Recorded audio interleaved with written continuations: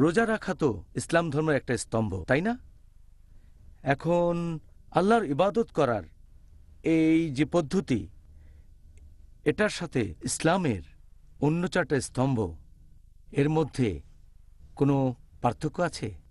একথা আমি আগেও বলেছি যে ইসলামের 5টা স্তম্ভ, আর এর সবগুলো গুরুত্বপূর্ণ।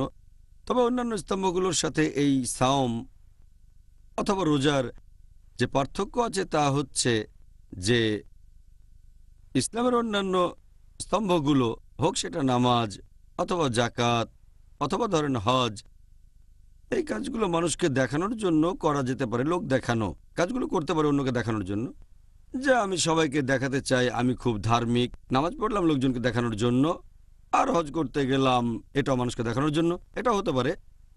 জাকাত দিলাম যাতে লোকজন মনে করে যে আমি খুব পরোপকারী।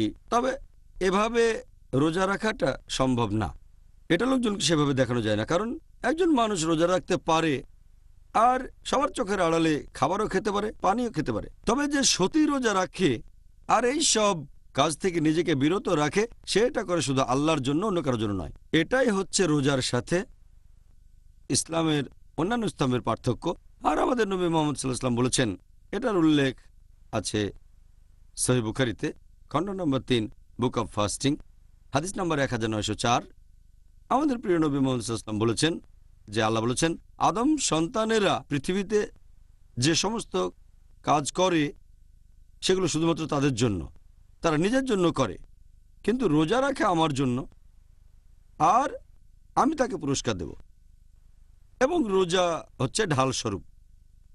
যে রোজা রাখবে সে বিভিন্ন অশ্লীল কাজ থেকে বিরত থাকবে, বিরত থাকবে মিথ্যে কথা বলা থেকে, বিরত থাকবে ঝগড়া করার থেকে।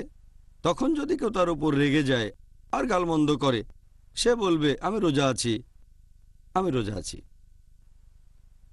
এরপরে হাদিসটা আরো বলছে, মুহাম্মদ সাল্লাল্লাহু আলাইহি ওয়াসাল্লাম বলেছেন যে আমি আল্লাহর নামে শপথ করে বলছি, যার হাতে রয়েছে মুহাম্মদের রূহ, যে একজন রোজা পালনকারীর মুখের গন্ধ আল্লাহ তাআলার কাছে কস্তুরীর গন্ধের চেয়েও মিষ্টি।